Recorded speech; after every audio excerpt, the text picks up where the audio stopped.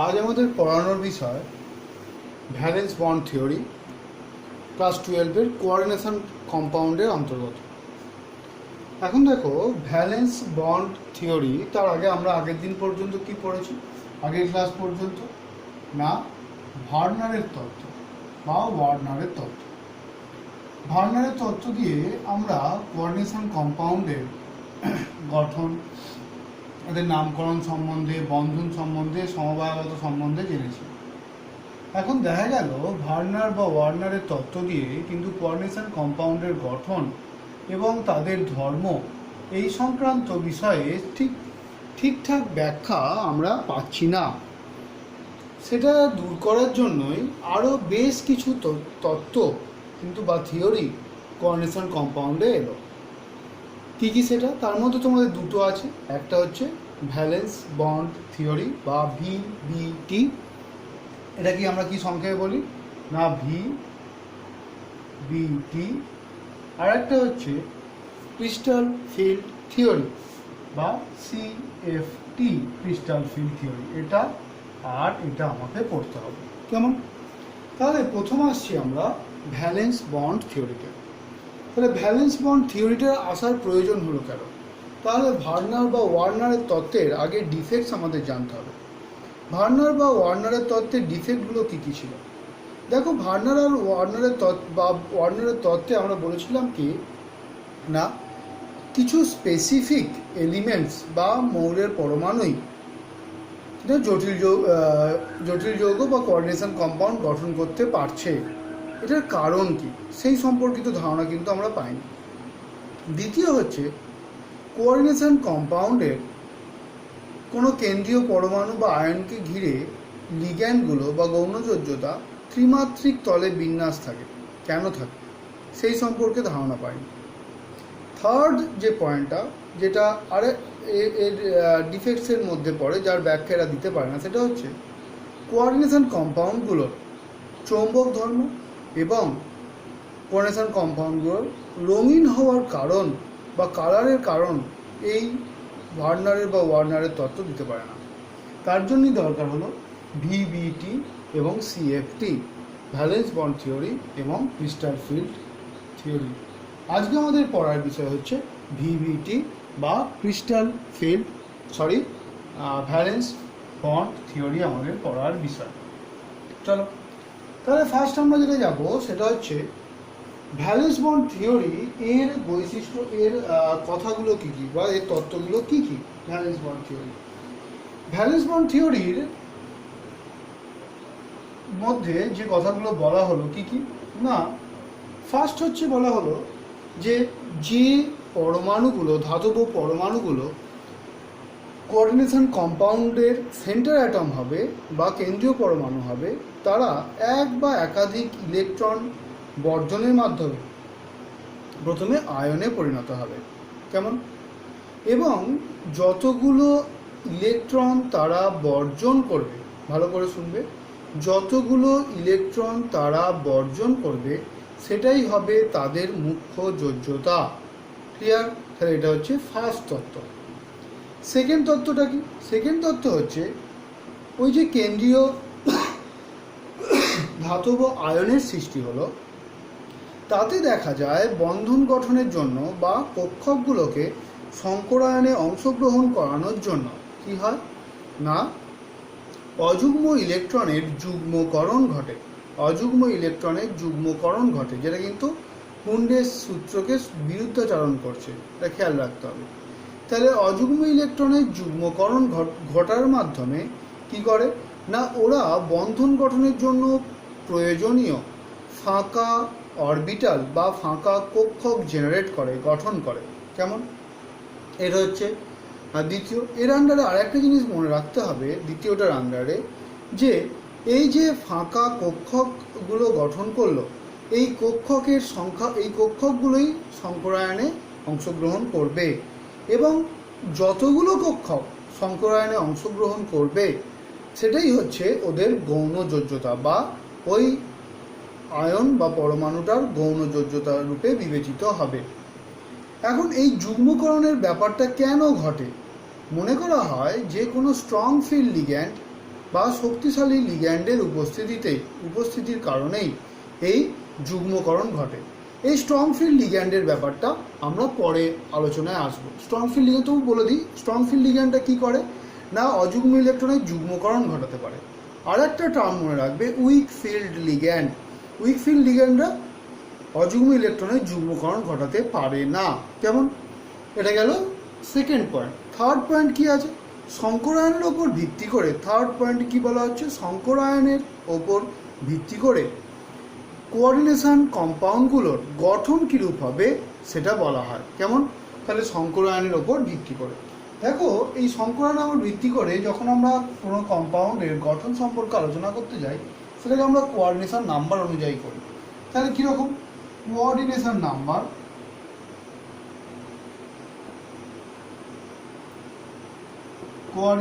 Number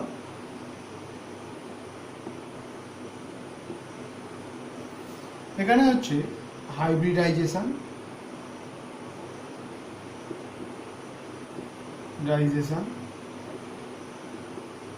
আর একটা হচ্ছে structure.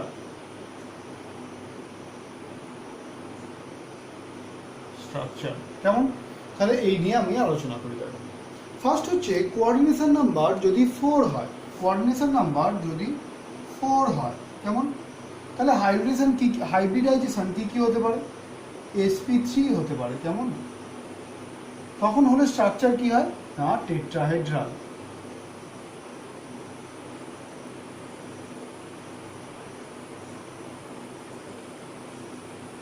কেমন? কোঅর্ডিনেশন নাম্বার 4 হলে আর একটা স্ট্রাকচার হতে পারে। কি সেটা না dsp2, এই স্ট্রাকচারটাও হতে পারে। তখন স্ট্রাকচারটা হয় স্কোয়ার প্ল্যানার।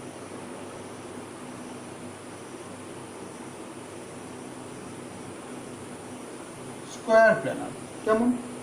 যদি 5 হয় কোঅর্ডিনেশন নাম্বার, তাহলেও এরকম হাইব্রিডেশন দুটোই হয়। একটা হচ্ছে dsp3, আর একটা হয় sp3d, dsp3 অথবা sp3d।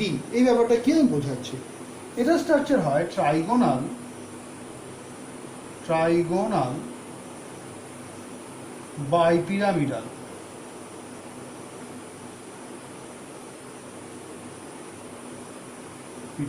কেমন?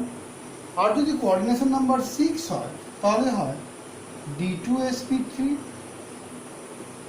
or sp3d2, কিন্তু স্ট্রাকচার একই রকমের হবে। সেটা কি অক্টাহেড্রাল।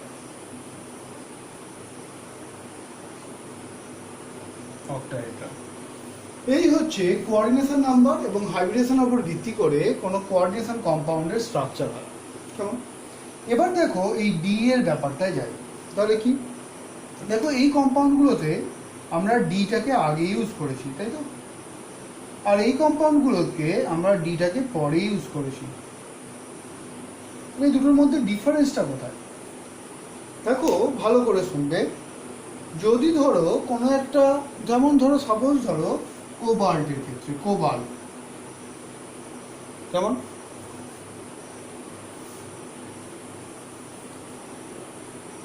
কোবাল্টের ক্ষেত্রে কোবাল্টের ইলেকট্রনিক কনফিগারেশন কি না আর্গন 18, 3d7, 4s2, এটা হচ্ছে কোবাল্টের ইলেকট্রনিক কনফিগারেশন। এখন কোনো একটা কম্পাউন্ডে তাহলে কোবাল্ট 3+ কি হবে? না এটা 3d6 আর 4s2। তাহলে এখানে 4p আছে পড়ে, আবার 4dও আছে পড়ে, তাই না? আছে তো, 4s আছে, 4p আছে, 4d, যেহেতু 4s আছে তাহলে ডিও থাকবে। তাহলে এখন কোনো একটা কম্পাউন্ড গঠনকালে যদি কোবাল্টের 3d ইউজ হয়, 4s ইউজ হয় আর 4p ইউজ হয়, 3d 4s আর 4p ইউজ হয়, তখন তাকে বলে অন্তর্বর্তী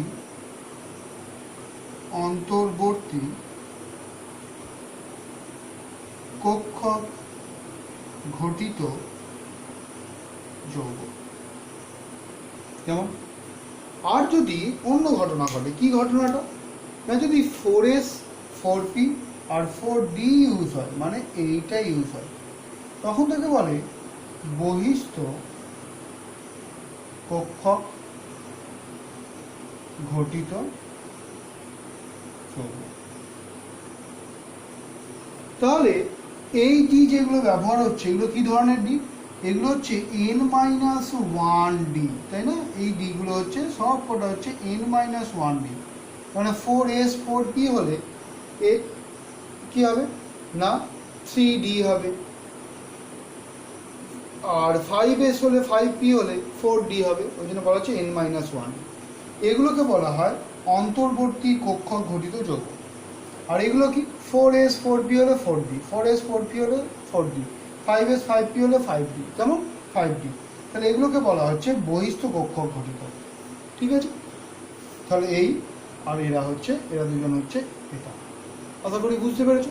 তাহলে এই হচ্ছে তৃতীয় নম্বর যেটা সূত্র বা তৃতীয় নম্বর তত্ত্ব, সেটা হচ্ছে এটা। নেক্সট আমরা যেটা যাব সেটা কি, নেক্সট হচ্ছে চতুর্থ তত্ত্বতে।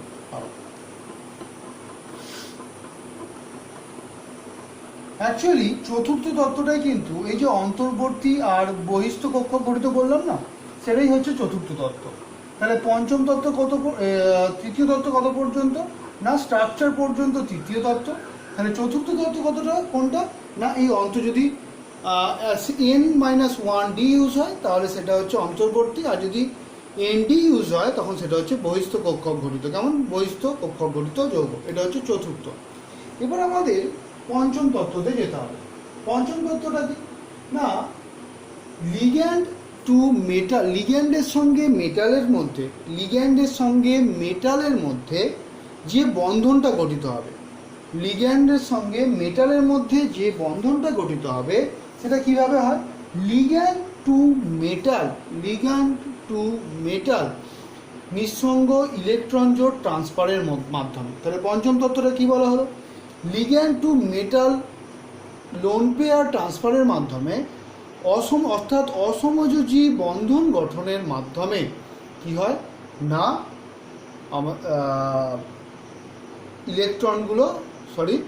বন্ধনগুলো গঠিত হয় বা মেটাল লিগ্যান্ড কমপ্লেক্সটা গঠিত হয়। এখানে মনে রাখতে হবে যতগুলো কক্ষক এই মেটাল লিগ্যান্ড বন্ধন গঠনে অংশগ্রহণ করছে, যতগুলো কক্ষক মেটাল লিগ্যান্ড বা আগেরটা দিয়েও তুমি বলতে পারো, যতগুলো কক্ষক হাইব্রিডাইজেশনে অংশগ্রহণ করছে সেটাই হচ্ছে ওই যৌগের মধ্যে ওই কেন্দ্রীয় পরমাণুর গৌণ যোজ্যতা বা সেকেন্ডারি ভ্যালেন্সি।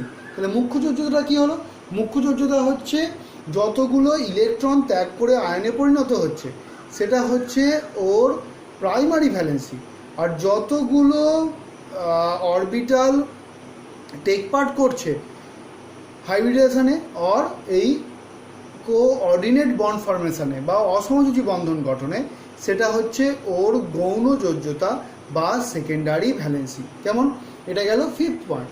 এবার আমরা যাচ্ছি সিক্সথ পয়েন্টে। দেখো সিক্সথ পয়েন্টটা কি বলছি, কোনো একটা যৌগ যখন গঠন হচ্ছে সংকরায়নের পরে যদি যৌগটার মধ্যে কোনো অযুগ্ম ইলেকট্রন বর্তমান থাকে, অযুগ্ম ইলেকট্রন মানে আনপেয়ার্ড ইলেকট্রন, যৌগ গঠনের পরেও যদি অযুগ্ম ইলেকট্রন বা আনপেয়ার্ড ইলেকট্রন থাকে তখন সেটাকে বলা হবে প্যারাম্যাগনেটিক কমপ্লেক্স। আর যদি কোনো অযুগ্ম ইলেকট্রন না থাকে তখন সেটাকে বলা হবে ডায়াম্যাগনেটিক কমপ্লেক্স। ক্লিয়ার আশা করি।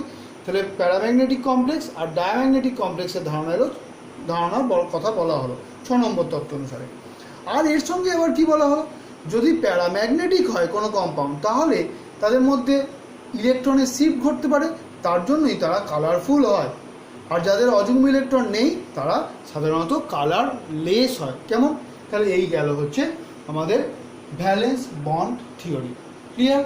এবার ভ্যালেন্স বন্ড থিওরি দিয়ে আমরা বিভিন্ন ধরনের যৌগের গঠন, তাদের চৌম্বক ধর্ম, তাদের কালার এবং তাদের সংকরায়ন, সবচেয়ে প্রথমে সংকরায়ন, তারপরে তাদের গঠন, তারপর সেটা কালার কম্পাউন্ড, তারপর সেটা প্যারাম্যাগনেটিক না ডায়াম্যাগনেটিক বা চৌম্বক ধর্ম, আর হচ্ছে লাস্ট হচ্ছে তারা কালার কি কালারলেস সেটা আমরা দেখব। এর সঙ্গে আমরা দেখব সেখানে কোনো সেটা অভ্যন্তরীণ কক্ষক ঘটিত না বহিঃস্থ কক্ষক ঘটিত। ক্লিয়ার? তাহলে চলো সেটা নিয়ে আলোচনা হয়। ফার্স্ট আমরা এই তোমাদের বইয়ে এখানে 3 ধরনের কম্পাউন্ড নিয়ে আলোচনা হয়েছে। একটা হচ্ছে কোঅর্ডিনেশন নাম্বার 4-এর জন্য, কোঅর্ডিনেশন নাম্বার 5-এর জন্য, আর কোঅর্ডিনেশন নাম্বার 6-এর জন্য। আমি প্রত্যেকটা থেকে কিছু কিছু এক্সাম্পল করে দেবো আর কিছু বাড়িতে করতে দেবো। কেমন? তাহলে ফার্স্ট আমরা যাচ্ছি কোঅর্ডিনেশন নাম্বার 4-এর জন্য যাই। তাহলে ফার্স্ট আমাদের টপিকে যাচ্ছি coordination number 4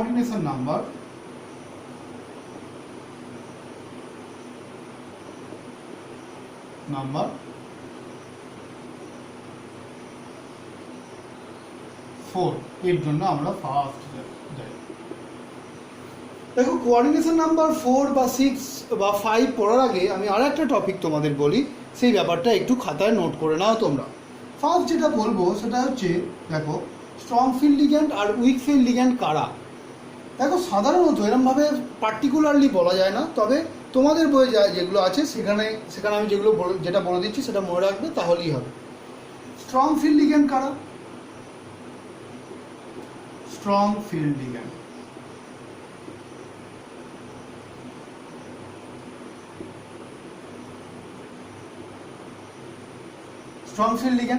strong field ligand হচ্ছে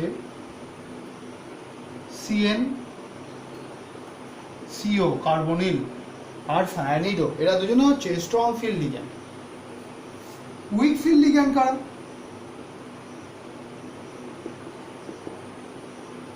ফ্লোরিন, ক্লোরিন, অ্যামোনিয়া। তবে মনে রাখতে হবে, কোবাল্টের ক্ষেত্রে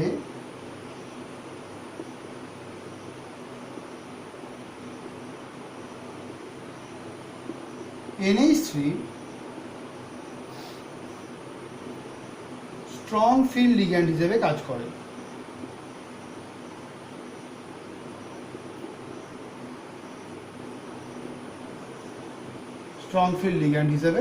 করে। কেমন? এটা এই 3টে পয়েন্ট তোমরা খাতায় লিখে নাও, এটা মনে রাখতে হবে। তাহলে এগুলো আঁকা বা এগুলো ইলেকট্রন বিন্যাস করা আমাদের পক্ষে অনেকটাই সুবিধা হবে। কেমন? এটা করে নাও, তারপর বলছি। কেমন হলো? এবার আমরা যাচ্ছি স্ট্রাকচারে যাচ্ছি। কেমন? দেখো,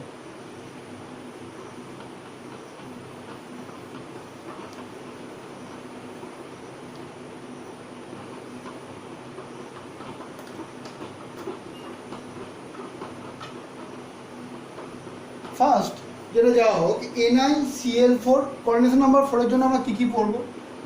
NiCl4 2 minus, NiCO4 CO whole 4 2 minus 0, NiCN4 2 minus, ZnCl4 2 minus, আর Cu NH3 এর হোল 4 2 প্লাস। এই 5টা আমাদের বইয়ে কোঅর্ডিনেশন নাম্বার 4-এর জন্য আছে। তার মধ্যে আমি তোমাদের করিয়ে দেবো এটা আর এটা। মনে রাখবে, এটা আর এটা সেম, আর এটা করতে পারলেই এটাও তুমি করতে পারবে। তাই এই দুটো খাতায় নোট করে নাও যে এই দুটো তোমাদের বাড়ির কাজ। কেমন? তাহলে এটা বাড়ির কাজ বাড়িতে করবে, বাকি এই 3টে আমি করিয়ে দিচ্ছি। ফার্স্ট যাই আমরা NiCl4 2 মাইনাসে যাই। NiCl4 2 মাইনাসে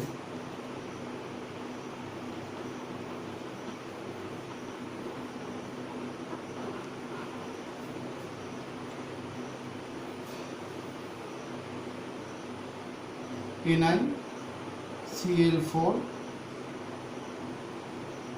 2 মাইনাস। তাহলে এখানে ফার্স্ট দেখো, নিকেল হচ্ছে কেন্দ্রীয় পরমাণু। ভালো করে প্রত্যেকটা পয়েন্ট বুঝবে, বাড়িতে নিজেরা করবে। Ni হচ্ছে কেন্দ্রীয় পরমাণু, নিকেল 28 নম্বর এলিমেন্ট। তাহলে নিকেলের ইলেকট্রন বিন্যাস হচ্ছে 3d8 4s2। তাহলে নিকেলের ইলেকট্রন বিন্যাস 3d8 4s2।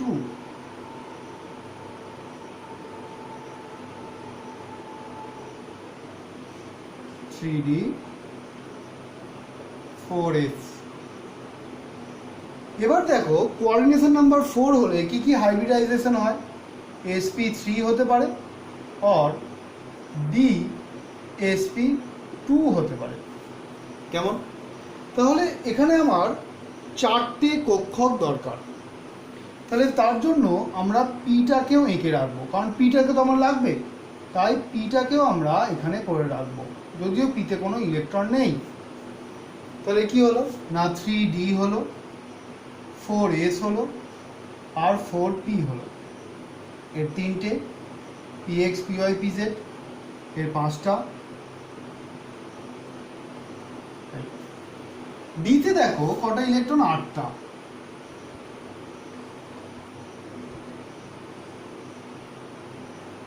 এসে 2টো।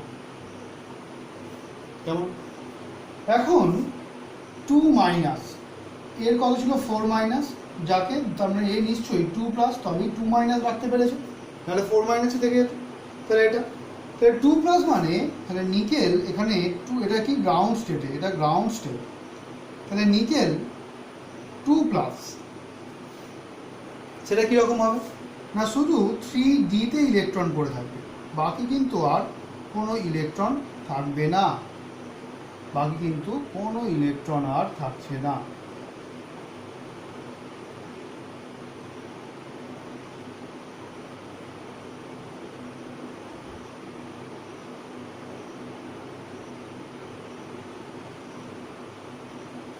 কেমন? এবার দেখো কি ঘটছে না, আমরা সংকরায়নের ব্যাপারটা লক্ষ্য করব।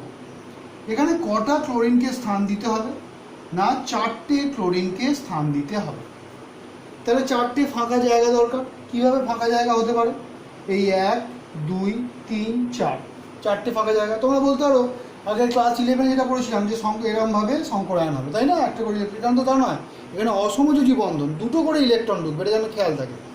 তাহলে এই 4টে ফাঁকা জায়গা হলে কী হবে, sp3 হবে, যদি এই 4টেকে নিয়ে করে।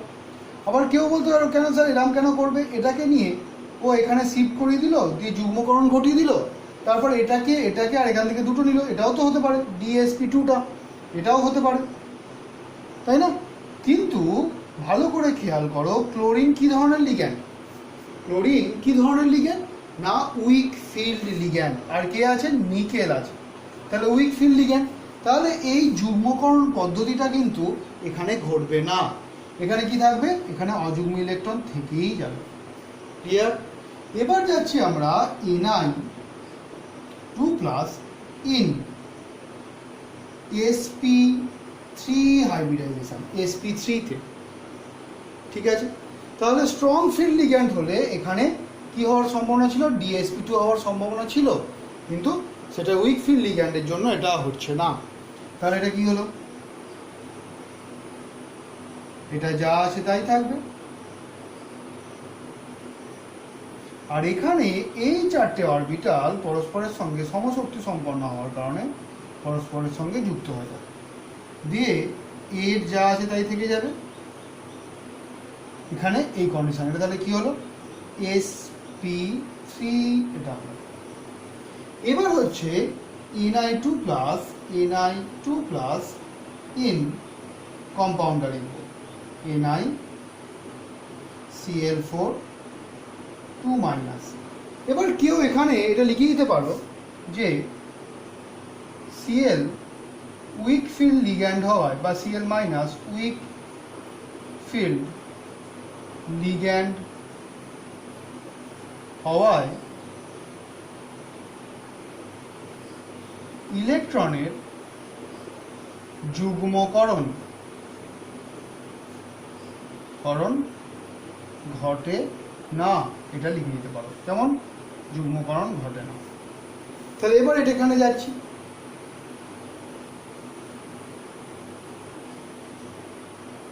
এক দুই তিন চার পাঁচ, এখানে sp3 কেমন?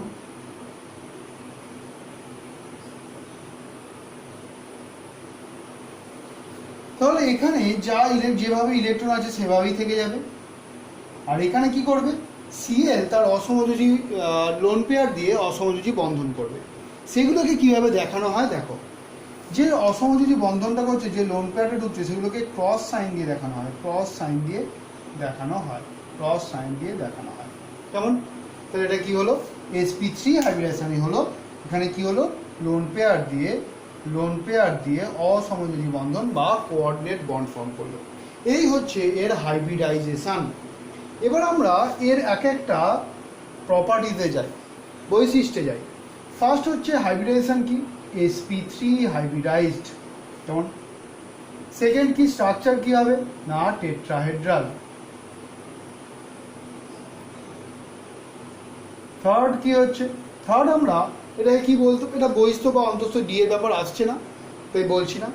এটা হচ্ছে কি, দেখো অযুগ্ম ইলেকট্রন রয়ে গেছে, আনপেয়ার্ড ইলেকট্রন প্রেজেন্ট, তাই এটা হবে প্যারাম্যাগনেটিক।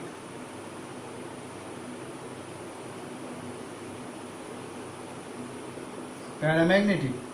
4 নম্বর হচ্ছে, আচ্ছা এই প্যারাম্যাগনেটিজমের কতটা না, মিউ ইকুয়াল টু কত হবে, ম্যাগনেটিক মোমেন্ট, তাহলে রুট ওভার ফর্মুলা হচ্ছে x into x plus 2 Bohr magneton, তাই না? এক্সটা কি, অযুগ্ম ইলেকট্রনের সংখ্যা, তাহলে এখানে ভ্যালুটা কত হবে 2, এক্স ইকুয়াল টু 2, তাহলে এখানে হবে 2√2, এটা হবে 2√2 বোর ম্যাগনেটন। ফোর্থ পয়েন্ট কি, যেহেতু অযুগ্ম ইলেকট্রন আছে বা আনপেয়ার্ড ইলেকট্রন আছে, তাই কালার্ড কম্পাউন্ড,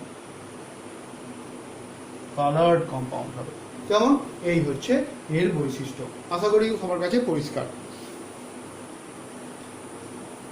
নেক্সট আমরা, এটা সবাই পড়ে নেবে, নেক্সট আমরা যাচ্ছি কিসে না, কোঅর্ডিনেশন নাম্বার 4 এর মধ্যেই কিন্তু কম্পাউন্ড একটু চেঞ্জ করে দেবো। কম্পাউন্ডটা কি হবে না, NiCN4 2-, NiCN4 2-। তাহলে এখন কম্পাউন্ডটা হচ্ছে NiCN4 2-। আগেটা ছিল Cl, এখন হচ্ছে Cn।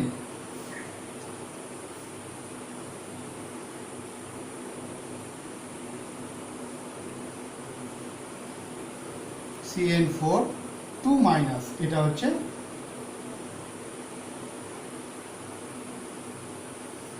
নেক্সট। তাহলে একইভাবে দেখো এটাও 2+ হবে, তাই না? তাহলে এখানে আমি আর নিকেলের, শুধু নিকেলের যেটা গ্রাউন্ড স্টেট কনফিগারেশনটা, সেটা আঁকছি না, সেটা কিন্তু পরীক্ষায় আঁকতেই হবে। আমি একবারে নিকেল 2+ থেকে আঁকছি। কেমন? তাহলে আমরা প্রথমেই যাচ্ছি নিকেল 2+ এর মধ্যে, Ni 2+ এর মধ্যে যাচ্ছি। তাহলে এর ইলেকট্রনিক কনফিগারেশন কি, নিকেল 2+ এর 3d8, 4s এ কোনো ইলেকট্রন থাকবে না, আগেরটা লক্ষ্য করবে তোমরা, 3d8, 4s absent, 4s absent বললে ভুল হয়, 4s ইলেকট্রন নেই। আর হচ্ছে 4p কেও আমরা আঁকবো। 4d কে আঁকার দরকার নেই, কেন না, এখানে 4d আসার কোনো চান্স নেই, এখানেও নেই, এখানেও। তাহলে এখানে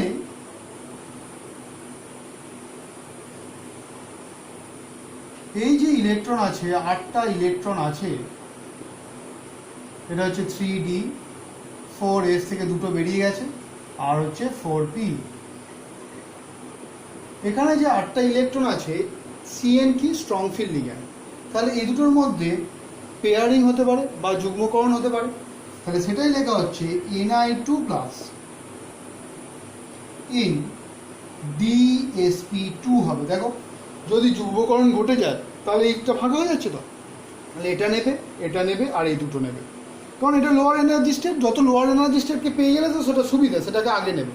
তাহলে এটা কেন হচ্ছে যুগ্মকরণটা, Cn হচ্ছে স্ট্রং ফিল্ড লিগ্যান্ড, ওই জন্যই এই ঘটনাটা ঘটছে। Cl উইক ফিল্ড লিগ্যান্ড ছিল বলে হয়নি। তাহলে এখানে কি হলো না, এখানে দেখো এই ঘটনাটা ঘটলো।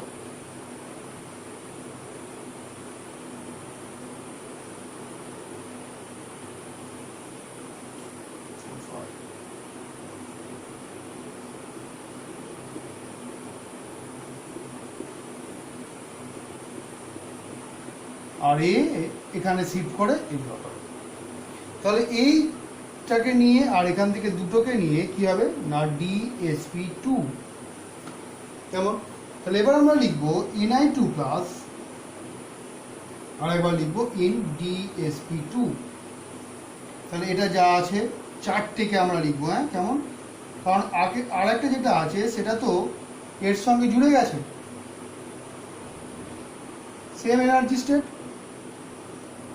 তাহলে এটা হলো DsP2 আর এটা যেমন আছে ডিটা সিডির বাকিগুলো যেমন আছে থাকবে। এখানে তোমাকে লিখতে হবে Cn স্ট্রং ফিল্ড লিগ্যান্ড হওয়ায় ইলেকট্রনের যুগ্মকরণ ঘটে। তাহলে স্ট্রং ফিল্ড লিগ্যান্ড হওয়ায়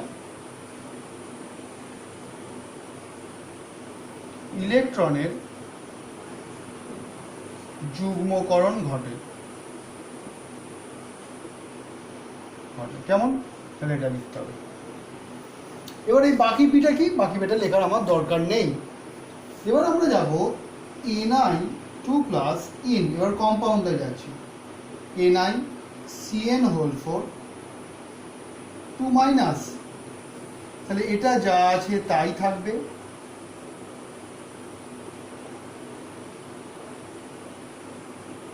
বাকি এখানে কি হবে অসমযোজী বন্ধন, আগেরটা সেম সেম কেস সেম কি হবে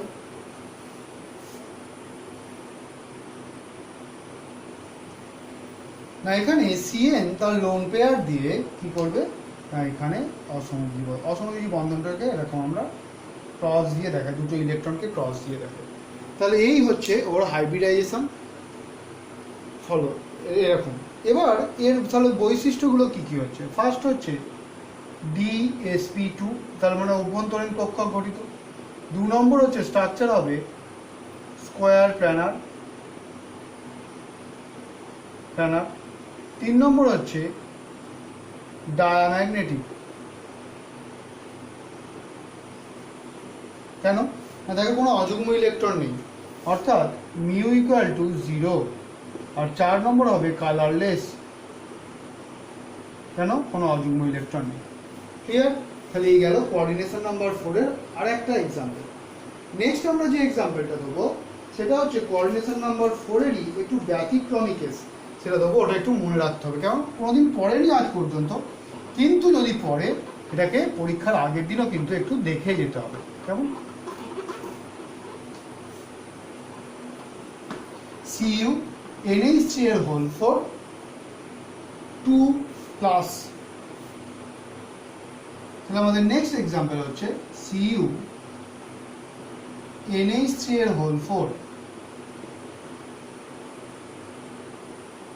2 প্লাস। ঠিক আছে, এটা একটু এক্সেপশনাল কেস, এটা ভালো করে খেয়াল করবে। তাহলে ফার্স্ট Cu এর ইলেকট্রনিক কনফিগারেশন। Cu এর ইলেকট্রনিক কনফিগারেশন কি না আর্গন 3d10 4s1, তাই। তাহলে এখানে Cu কত, Cu নিজেও 2 প্লাসই হবে, কেন NH3 তো নিউট্রাল, তাহলে এই প্লাসটা কার Cu এর। তাহলে তোমরা আগে এখানটা Cu2 আঁকবে, তারপর Cu2 প্লাস। আমি একবারে Cu2 প্লাস করছি, তাহলে Cu2 প্লাস। তাহলে ইলেকট্রনিক কনফিগারেশন করলে দেখো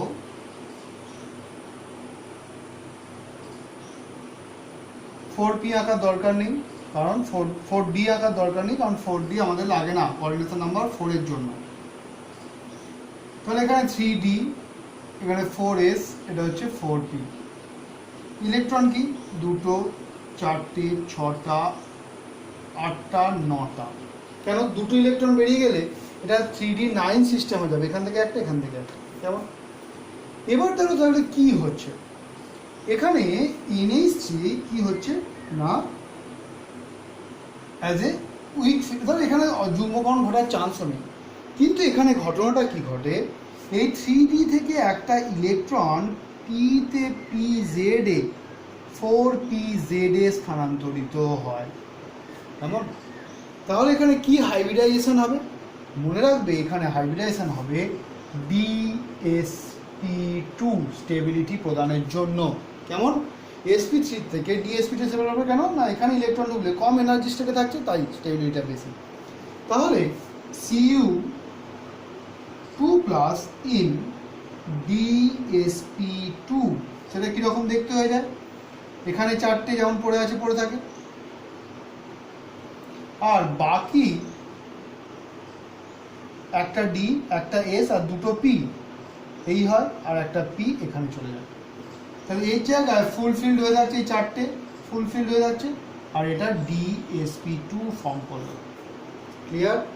এবার আমরা যাচ্ছি Cu2 প্লাস ইন, এবার কম্পাউন্ডার CuNH3 এর হোল 4 2 প্লাস। তাহলে দেখো এই ইলেকট্রনিক কনফিগারেশনটা যা আছে তাই থাকবে, বাকি এটার মধ্যে কি হবে,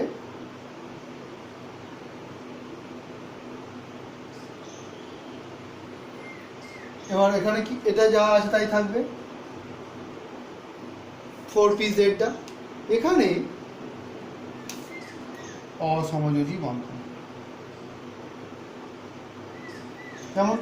তাহলে এর সংকরায়ন কি হলো না, DsP2 এর হলো হাইব্রিডাইজেশন। বৈশিষ্ট্য কি হবে, আনপেয়ার্ড ইলেক্ট, আর স্ট্রাকচারটা কি হবে? তাহলে স্ট্রাকচার হবে স্কোয়ার প্ল্যানার, তাই না? এর প্যারাম্যাগনেটিক হবে, এই হচ্ছে এর বৈশিষ্ট্য। কেমন? প্যারাম্যাগনেটিক অযুগ্ম ইলেকট্রন আছে তাই প্যারাম্যাগনেটিক। তাহলে এর মিউ ইকুয়াল টু কত হবে, √2, তাই না? 1 × 1 + 2, সরি √3, 1 × 1 + 2, তাহলে √3 হবে। তাহলে এই গেল হচ্ছে কোঅর্ডিনেশন নাম্বার 4 সংক্রান্ত তিনটে যৌগ। তোমাদের কি কি করতে হবে আরেকবার আমি বলে দিই। Ni CO হোল 4, কোনো চার্জ নেই, কেমন? কোনো চার্জ নেই, তার মানে এখানে Ni 0 কন্ডিশনে আছে, এখানে Ni কত আছে না 0 আছে। আর একটা হচ্ছে ZnCl4 2-, কেমন? তাহলে এই দুটোকে তোমাদের বাড়িতে করতে হবে, আশা করি পারবে সবাই। নেক্সট আমরা যাব যেটা, সেটা হচ্ছে কোঅর্ডিনেশন নাম্বার 5 এর জন্য। নেক্সট আমরা যেটা যাব সেটা হচ্ছে কোঅর্ডিনেশন নাম্বার 5 এর জন্য। কোঅর্ডিনেশন নাম্বার 5 এর জন্য তোমাদের বইয়ে একটাই এক্সাম্পল আছে, সেটা হচ্ছে FeCO হোল 5। তাহলে কোঅর্ডিনেশন নাম্বার আমরা 5 এর জন্য যাব, যেখানে তোমাদের একটাই এক্সাম্পল আছে, যেটা হচ্ছে FeCO হোল 5, FeCO হোল 5। তাহলে এটা করার আগে আমাকে কি কি মাথায় রাখতে হবে না, সিও এখানে স্ট্রং ফিল্ড লিগ্যান্ড, কিন্তু কেমন? সিও তো Fe আছে স্ট্রং ফিল্ড লিগ্যান্ড, বা এমনিও সিও স্ট্রং ফিল্ড লিগ্যান্ড হিসেবে সাধারণত কাজ করে। আর কি কি কোঅর্ডিনেশন নাম্বার 5 এর দুটো রকমের হয়, সেটা হচ্ছে DsP3 or sp3d হয়। কেমন? এই দুটো স্ট্রাকচার হয়, দুটো সংকরায়ন হয়। এবার এটাই কি হবে সেটাই যায়। তো দেখো Feর ইলেকট্রনিক কনফিগারেশন কি, Feর ইলেকট্রনিক কনফিগারেশন কি না, আর্গন, তারপর 3d6 4s2, তাহলে 3d6 4s2। এবার দেখো পিটা লাগবেই, 4p লাগবেই, কিন্তু দুটোর ক্ষেত্রেই কিন্তু 4p লাগবেই। দেখো ভালো করে 4p লাগবে। এবার 4dটা লাগতেও পারে, নাও লাগতে পারে, আমি এখন আঁকছি না, দেখে নিই, তারপর ওটা আঁকবো যদি লাগে। তাহলে ফার্স্ট হচ্ছে এই, এখানে কি আছে, 6টা ইলেকট্রন আছে, সরি 6টা ইলেকট্রন আছে, আর এখানে দুটো। এখানে Fe চার্জ কত, Fe 0, কারণ এই তো নিউট্রাল লিগ্যান্ড, তাহলে এখানেও 0 মানে এটাও 0, চার্জ নেই কোনো। তাহলে এখানে এই ইলেকট্রনিক কনফিগারেশন। এবার দেখো এখানে সিও যেহেতু স্ট্রং ফিল্ড লিগ্যান্ড, তাই এখানে যুগ্মকরণ ঘটবে কি ঘটবে না? হ্যাঁ, যুগ্মকরণ ঘটতে পারে, ঘটলে সুবিধাও আছে কি, দেখো এ এখানে গেল, আর একটা ইলেকট্রন এখানে এলো, আর এই দুজনের হলো, তাহলে DsP3 পেয়ে যাচ্ছে, তাই না? তাহলে এই ডিটার দরকার নেই, তার 4D দরকার নেই, স্ট্রং ফিল্ড লিগ্যান্ড যেহেতু যুগ্মকরণ ঘটলো। তাহলে Fe ইন DsP3 সেটা কি হচ্ছে,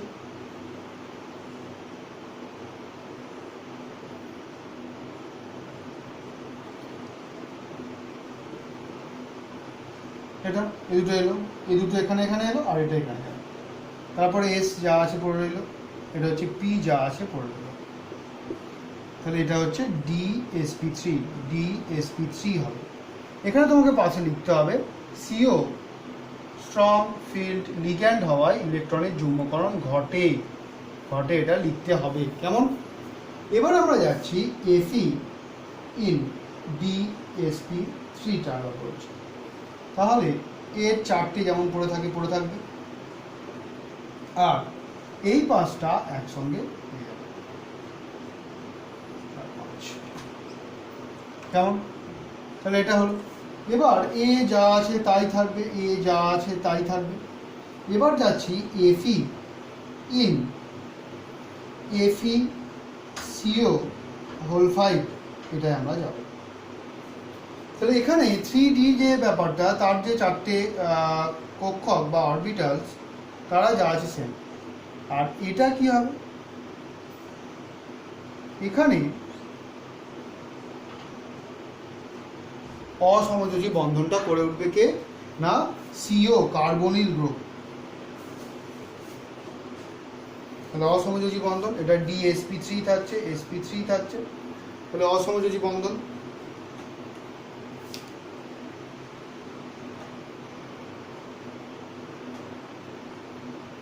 ক্লিয়ার? তাহলে এই হচ্ছে এর হাইব্রিডেশন। এবার বৈশিষ্ট্য কি? ফার্স্ট হচ্ছে DsP3 হাইব্রিডেশন 1 নম্বর। 2 নম্বর কি? এর তাহলে স্ট্রাকচার কি হবে না ট্রাইগোনাল বাইপিরামিডাল। 3 নম্বর হচ্ছে এটা কি ডায়াম্যাগনেটিক না প্যারাম্যাগনেটিক? অবশ্যই ডায়াম্যাগনেটিক, কোনো অযুগ্ম ইলেকট্রন নেই, তাহলে ডায়াম্যাগনেটিক।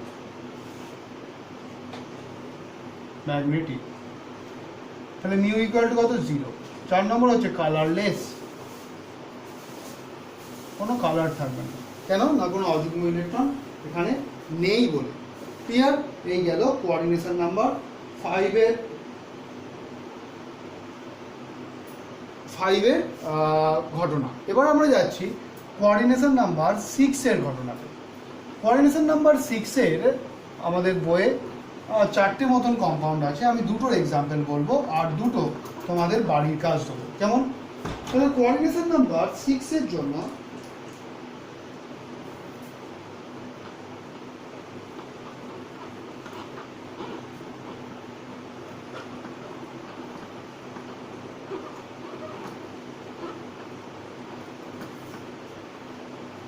কোঅর্ডিনেশন নাম্বার 6 এর জন্য আমাদের যেগুলো আছে সেটা ফার্স্ট হচ্ছে CrNH3 whole 6 3+, coordination number 6।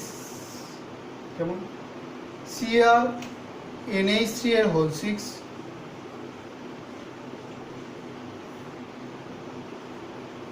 3+, CONH3 এর হোল 6 3+,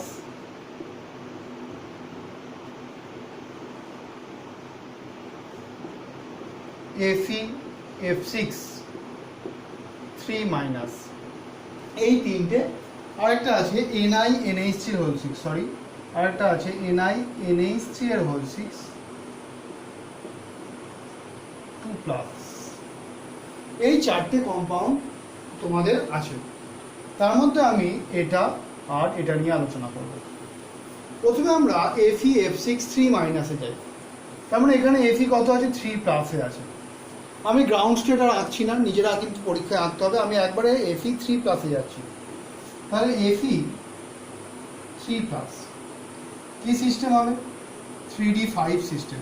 ক্লিয়ার? তাহলে হবে 3D5 সিস্টেম।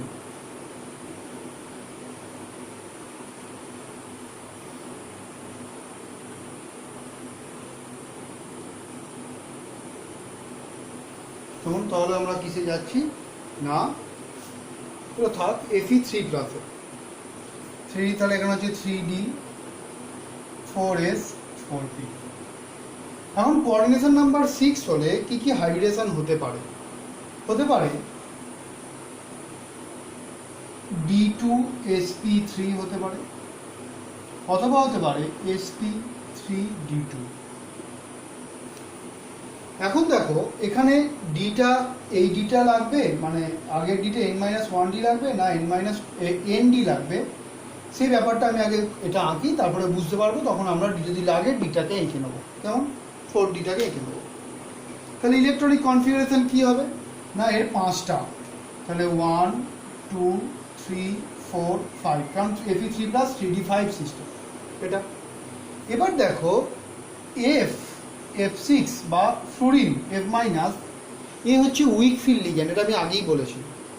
তাহলে এখানে ইলেকট্রনের কিন্তু যুগ্মকরণ ঘটবে না, আর যুগ্মকরণ ঘটেও তেমন লাভ হবে না, কারণ একটা অযুগ্ম ইলেকট্রন থেকেই যাবে।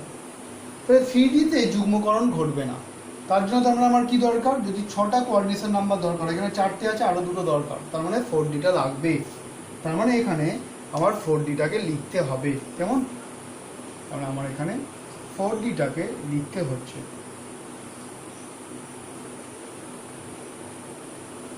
4D-টাকে লিখতে হলো।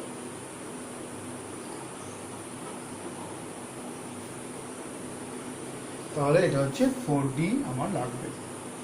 তাহলে এই হলো Fe3+। এবার আমরা একবারে যাচ্ছি Fe3+ ইন sp3d2। কেমন? তাহলে এটা যা আছে তাই পড়ে থাকবে 5টা। এরা কি হবে, একটা S, 3টে P আর 2টো D মিলে যাবে, মানে 6টা। 1 2 3 4 5 6, 1 2 3 4 5। কেমন? বাকি যেহেতু 3টে D থাকবে, সেটা তুমি লিখতেও পারো, লেখার দরকার নেই, লেখা হয় না। তাহলে এটা কি হলো, এই থাকলো, আর এখানে হয়ে গেল sp3d2 হয়ে গেল। এবার আমরা যাচ্ছি Fe3+ ইন F6 3-। কেমন? তাহলে এটা দেখো যা আছে তাই থাকবে। এখানে হচ্ছে অসমযোজী বন্ধনটা হবে এই 6টা।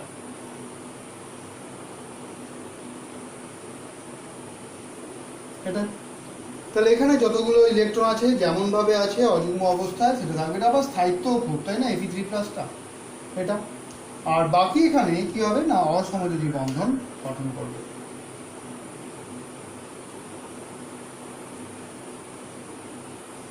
তাহলে sp3d2 হবে। তাহলে এর বৈশিষ্ট্যের মধ্যে কি হচ্ছে, ফার্স্ট হচ্ছে দেখো sp3d2, 2 হচ্ছে বহিস্থ কক্ষক ঘটিত, 3 নম্বর হচ্ছে স্ট্রাকচার কি হবে, sp3d2 হলে কোঅর্ডিনেশন নাম্বার 6 হলে অক্টাহেড্রাল। 4 নম্বর হচ্ছে দেখো 5টা অযুগ্ম ইলেকট্রন আছে, তাহলে প্যারাম্যাগনেটিক।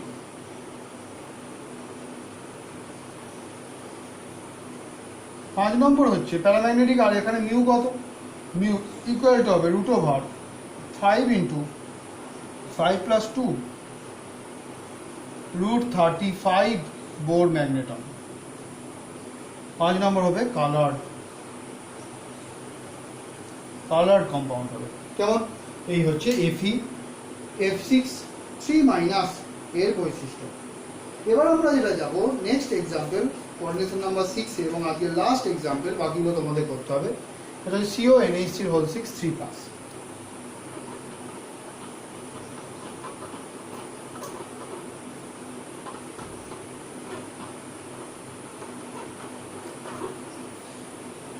দেখো CONH3 3+, এটার মধ্যে যায় CONH3 এর, এটা কেন আমি বলছি দেখো, NH3 এখানে স্ট্রং ফিল্ড লিগ্যান্ড। কেমন?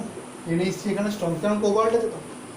তাহলে কোবাল্টের ইলেকট্রনিক কনফিগারেশন তোমরা জানো, এখানে কোবাল্ট কত আছে, 3+ আছে, আমি একদম ডিরেক্ট কোবাল্ট 3+ করছি, একই জিনিস বারবার, কোবাল্ট 3+। তাহলে 3D 6 4s 4p এটা লাগলো। এবার 4D-টা ইউজ হবে নাকি, আমরা ইলেকট্রন বিন্যাস করি তারপরে বুঝতে পারবো।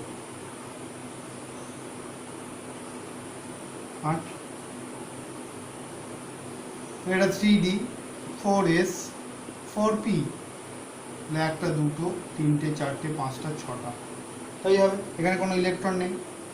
তাহলে যদি আমরা পেয়ারিং করাই, তাহলে এই যদি এখানে আসে, এই যদি এখানে, সরি, এই যদি এখানে আসে, এই যদি এখানে আসে তাহলে দেখো এখানে পেয়ে যাচ্ছি 6টা। তাহলে এখানে 4Dটার দরকার নেই, পেয়ারিং অফ ইলেকট্রন হবে। তাহলে CO3 প্লাস ইন D2sp3 কেমন? তাহলে এটা যদি হয় তাহলে আগে এখানে পেয়ারিং অফ ইলেকট্রন করাতে হবে। তাহলে এই এস আর এই পি রইল কেমন? এখানে তোমাকে পাশে লিখে দিতে হবে NH3 স্ট্রং ফিল্ড লিগ্যান্ড হওয়ায় ইলেকট্রনের যুগ্মকরণ ঘটে। তাহলে এবার যাবো আমরা CO3 প্লাস, আরেকবার লিখবো D2sp3 কম্বিনেশনে লিখবো। তাহলে এখানে ডি এর যেটা 3টে সেটা তারা পড়ে থাকবে, আর এখানে 6টা একসঙ্গে জুড়ে যাবে, একসঙ্গে জুড়ে যাবে। তাহলে এখানে যা আছে তাই। এবার যাবো CO3 plus in CO NH3 এর হোল 6 3 প্লাস, তাই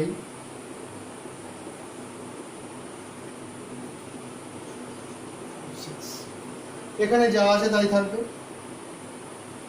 যুগ্মকরণ হয়ে গেছে। এবার এখানে তাহলে কি হচ্ছে,